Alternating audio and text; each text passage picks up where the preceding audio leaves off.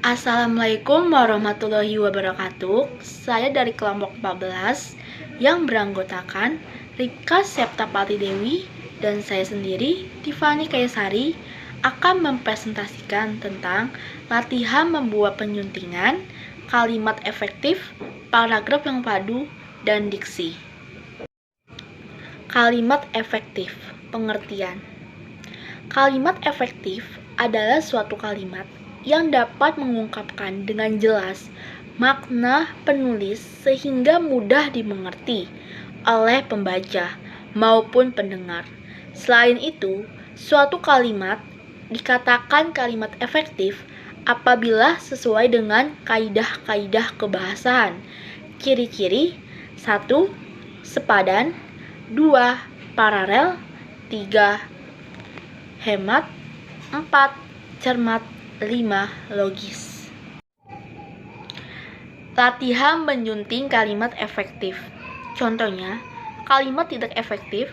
Setiap hari Senin, para anak-anak upacara bendera. Kalimat efektifnya, setiap hari Senin, anak-anak upacara bendera.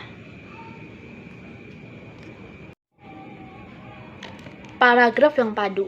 Pengertian: paragraf adalah seperangkat kalimat yang membicarakan suatu gagasan atau topik.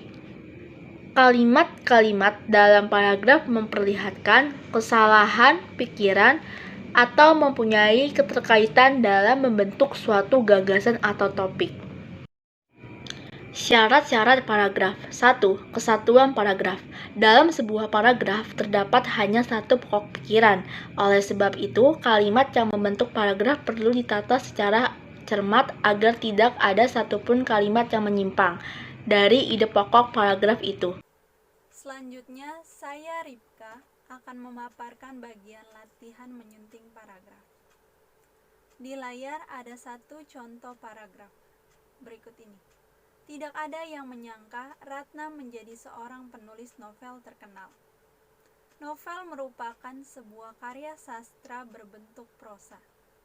Padahal, sejak kecil tidak ada tanda-tanda kalau Ratna memiliki bakat menulis, khususnya menulis novel. Ratna mengakui bahwa dia sudah suka dengan dunia menulis sejak kecil. Dahulu Ratna suka menulis buku harian, namun hal itu dia sembunyikan karena tidak memiliki kepercayaan diri. Paragraf di atas tidak padu, disebabkan kalimat kedua dalam paragraf tidak sesuai dengan ide pokok paragraf, yakni Ratna tiba-tiba menjadi seorang penulis novel. Pada kalimat kedua membahas tentang pengertian novel, bukan membahas tentang Ratna yang menjadi seorang penulis novel terkenal. Materi selanjutnya adalah latihan diksi. Diksi adalah pilihan kata. Pilihan kata merupakan satu unsur bahasa yang sangat penting baik dalam dunia karang mengarang maupun dalam percakapan sehari-hari. Kriteria diksi: pemakaian bahasa yang dapat mengungkapkan gagasan, pendapat, pikiran, atau pengalaman secara tepat harus memperhatikan kriteria pemilihan kata. Ada 3 kriteria diksi, yaitu ketepatan, kecermatan, dan keselarasan.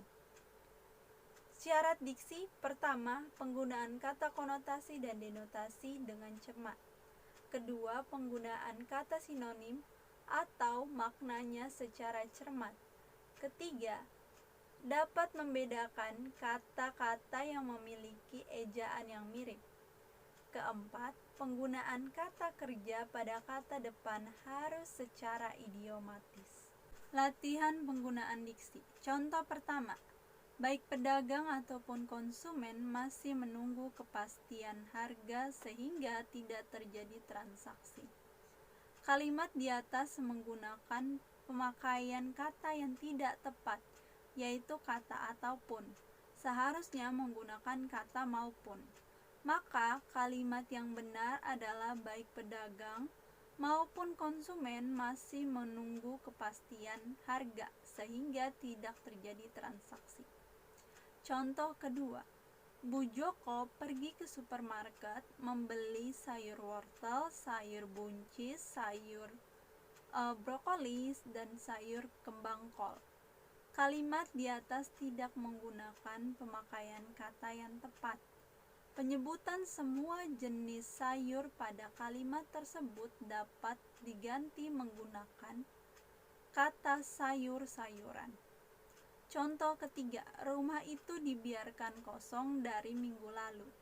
Penggunaan kata dari pada kalimat di atas tidak tepat karena kata dari tidak menunjukkan jangka waktu rumah tersebut kosong. Maka kalimat yang benar adalah rumah itu dibiarkan kosong sejak minggu lalu. Inilah video presentasi dari kelompok 14. Kurang lebihnya mohon maaf. Terima kasih.